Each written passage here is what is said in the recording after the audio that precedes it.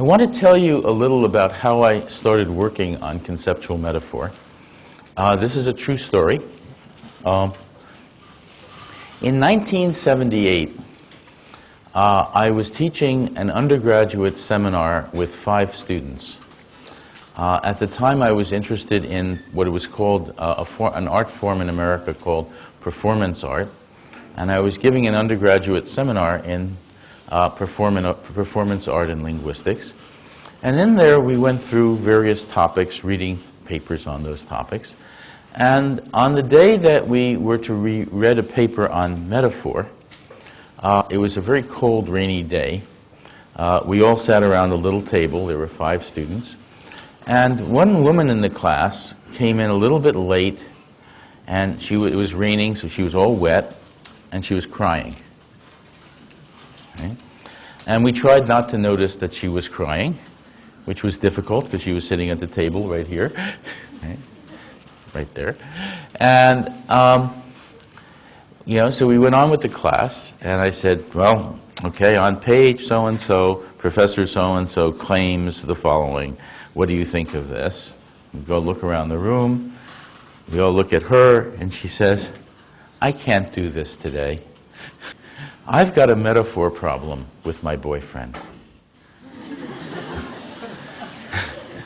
And she looks around and she says, maybe you can help. Well, this was Berkeley in 1970s. We said, of course. We formed what was called a little group for group therapy. And we said, okay, tell us your problem. She said, well, on the way to class, I was walking with my boyfriend, and he said something that upset me. He said that our relationship had hit a dead-end street. A dead-end street. Right? And he said, I don't really understand this very well. Maybe you can help me understand it. So we said, look, if it's hit a dead-end street, you can't keep going the way you've been going. You may have to turn back. And then we realized that English had a lot of expressions in which love was seen as a kind of journey.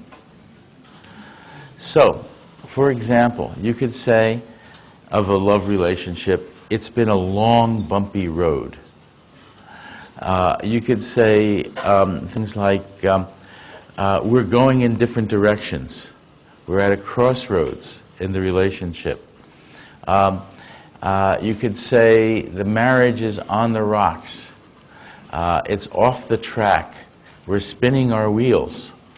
And even an airplane image, we may have to bail out.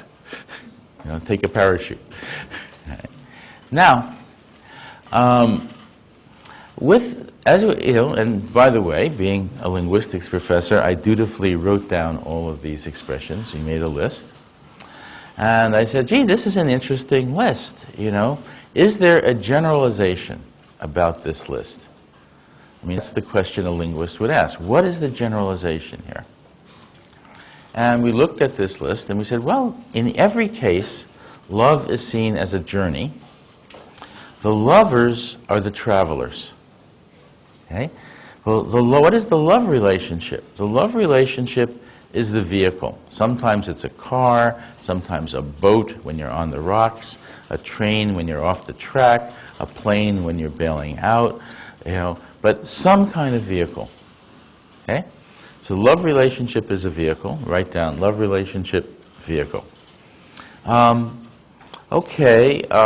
about this journey? Where are you going? Well, you have common life goals, and the common life goals are the destinations that you're trying to reach in this journey.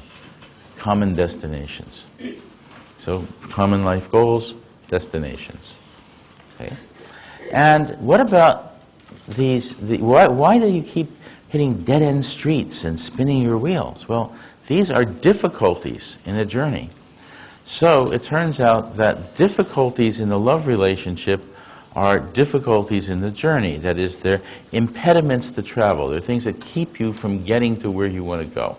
So you're spinning your wheels, you go on the rocks, etc. Okay. So we write these down, and they're completely systematic. They look like almost a mathematical mapping. Okay? Okay. And you say, gee, that's very interesting. We have this generalization that looks like a mathematical mapping about these different expressions. And the woman says, I don't care about your generalization. My boyfriend is breaking up with me. She said, he's thinking in terms of this metaphor.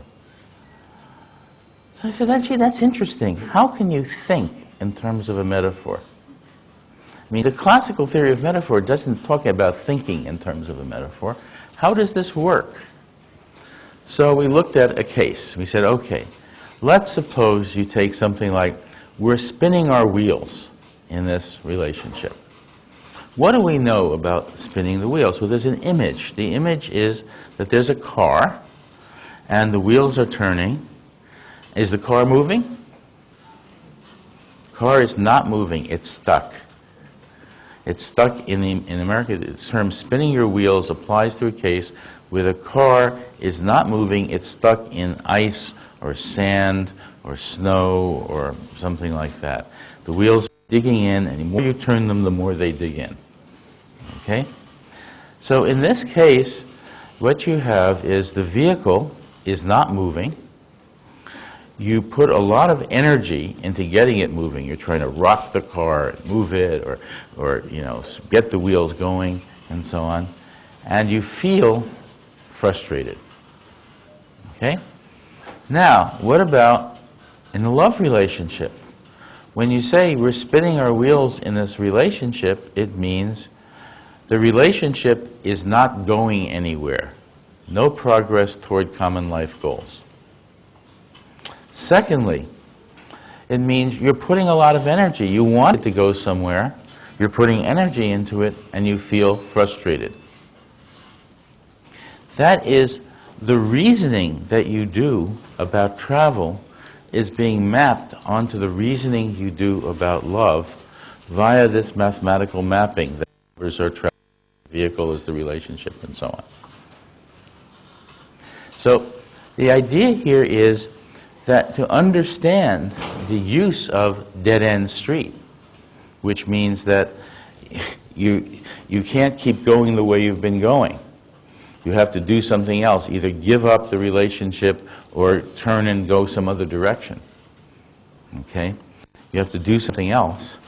That is the inference. There's an inference. It's said for a reason. It's said for that reason. Now, these, by the way, she did not make up with her boyfriend. But she found somebody else later on. She got a job, she got her PhD, she got married to a very nice man, and she's fine. In fact, she's a chairman of a department.